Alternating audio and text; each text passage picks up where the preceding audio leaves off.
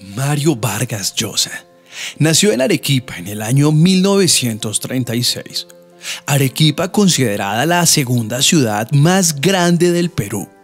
Su historia comienza con un evento fortuito donde, a desdicha suya, se entera por boca de su madre que su padre aún vivía.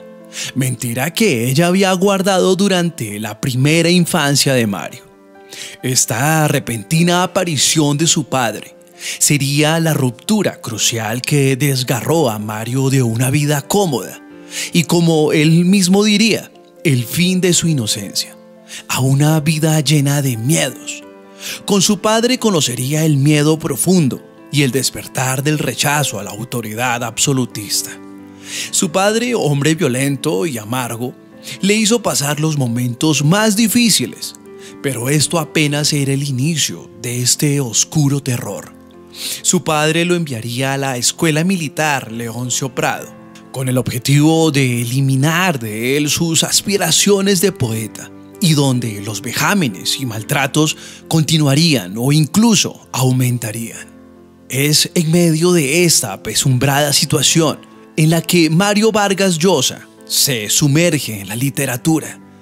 Escondido muchas veces debajo de las sábanas, se iniciaba en un mundo de fantasía, cercados por las letras y mundos de autores cautivantes, como Dumas y Víctor Hugo. No era la primera vez que los leía. Ya en la casa de su madre mostraba ciertos atisbos de escritor, fascinando a sus tíos y a su propia progenitora, quienes apoyaban sin escuetos al pequeño soñador. En Leoncio Prado, a pesar de la difícil situación, gana un terreno que le haría ser respetado. Escribiría las cartas de amor de sus compañeros.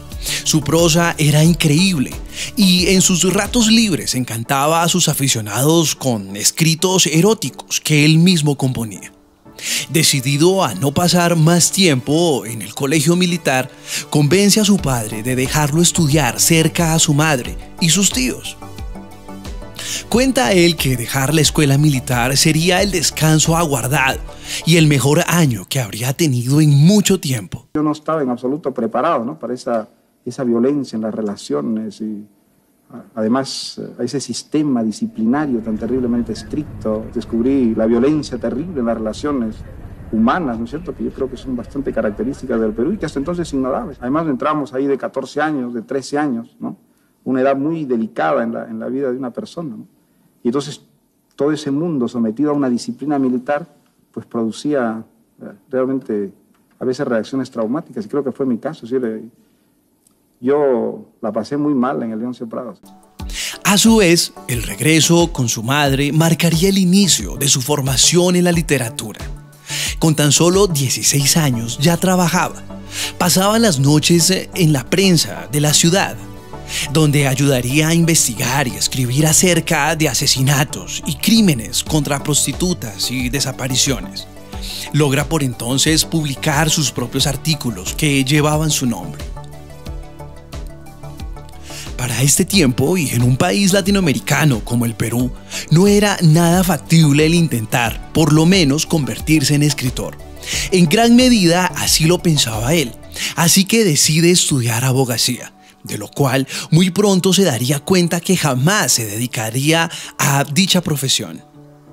Vargas Llosa se inscribiría en las reuniones y grupos socialistas de la universidad, grupos de muchachos de impetuosa fuerza, en el pensar que enfrentarían las ideologías del dictador Manuel Odría.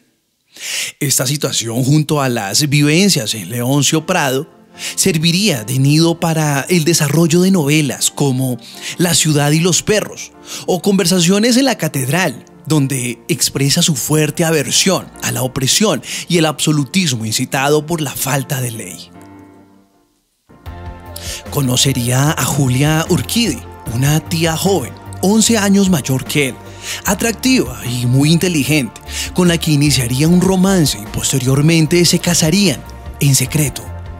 Sería ella quien creería fervientemente en su habilidad de escritor y le apoyaría en todas sus empresas, como la idea de viajar a Francia y radicarse allá. Vargas Llosa estaba convencido que su carrera como escritor nunca brillaría en Perú y en consecuencia tendría que llegar a Europa para alcanzar sus sueños.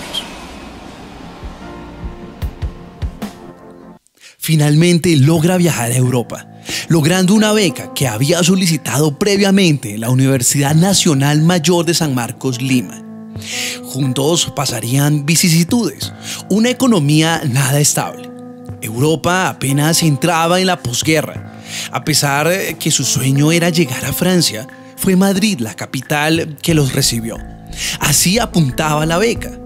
Muchos creían que él volvería pronto, solo su círculo más cercano sabía que su viaje era sin retorno. Se dedicaría a escribir su primera novela, fuera del suelo latinoamericano. La plaza de la literatura en Europa estaba limitada a unos pocos grandes, escritores muy reconocidos, y la incursión latina era poca o casi nula. Él sabía que ningún latinoamericano hasta el momento había triunfado en Europa y que no había libro latinoamericano que haya logrado el éxito que él estaba buscando. Sus ahorros comenzaron a escasear. No pudieron pagar más el hotel donde se hospedaban. La dueña del hotel tuvo un gran corazón, no los iba a botar a la calle. Les otorga la habitación más sencilla del hotel, que daba contra el techo de madera, algo muy incómodo, pero suficiente para que Mario siga en su empeño de escribir su novela, La ciudad y los perros. Julia se enferma, ahora todo depende de la publicación de la novela. Vargas Llosa diría: si este escrito no tiene éxito, de algún modo me devuelvo al Perú y no vuelvo a escribir una sola línea. También le escribiría a un amigo suyo en Lima: creo que tendré que retornar al Perú. No veo avance en mi escrito. La intentaré publicar allá. Se asustarán de su extensión, pero aquí ya no le veo forma. Estoy desanimado. Los personajes ya no tienen iniciativa. Termina su novela e intenta buscar editoriales. Todas las editoriales lo rechazan. Un crítico de literatura la recibe en sus manos. Era la última esperanza. Si su crítica es positiva, abriría el camino en Madrid. Sin embargo, su crítica fue devastadora. Es una novela insípida, sin argumento, de poco valor, etc. Mario se derrumba. El tiquete de regreso cumple la fecha para retornar al Perú. Mario no se rinde y persiste en su sueño. Toman el dinero del retorno y deciden viajar a París. Contra todo pronóstico, la situación económica para ellos sería peor. Escribiría a su amigo más adelante: duermo junto a mi novela que no ha querido ser aceptada por nadie. Una mañana del 28 de mayo de 1962, mientras él se esforzaba por escribir y buscar trabajos relacionados con la literatura, su esposa recibe un telegrama. Este telegrama cambiará su vida. El remitente, Carlos Barral, un intelectual español, editor y escritor, residente en Francia, muy influyente y perspicaz, le escribía: muy señor mío, ¿puede usted mandarme el manuscrito de su novela que gustosamente someteré a mi comité de lectura y que yo mismo leeré? Si nos llegara a interesar, buscaremos la forma de publicarla aquí o en algún otro país latinoamericano. Carlos Barral quedó encantado, le fascinó la novela de principio a fin. Le escribiría otro telegrama: libro magnífico, no vender a nadie. Mario releyó su propia novela y la encontró juvenil y aburrida. Le escribió de vuelta: no la pienso publicar, o por lo menos no hasta que la reescriba en su totalidad. Vargas Llosa creyó que el interés de Barral en la novela era algo exagerado. Dijo: quizás se dejó impactar por la gran cantidad del uso de carajos. Barral presentaría la novela al premio Biblioteca Breve. La novela de Mario Vargas Llosa ganó con todos los méritos y ovación justificada. Desde entonces fue llamada la novela boom, que inició el despertar de la literatura latinoamericana. Y para Vargas Llosa sería el comienzo de su confirmación como escritor profesional y la redacción de una gran serie de increíbles libros. En 1987 hizo carrera política en el Perú. El entonces presidente Alan García fomentaba la estabilización de la banca, cosa que generó una respuesta vehemente por parte de Vargas Llosa, que vio en aquel proyecto una estrategia para acumular poder y dejar a los medios de comunicación y al gremio empresarial en manos del gobierno. Apoyado por amplios sectores de la población, Vargas Llosa organizó marchas de protesta que lo catapultaron a la arena política.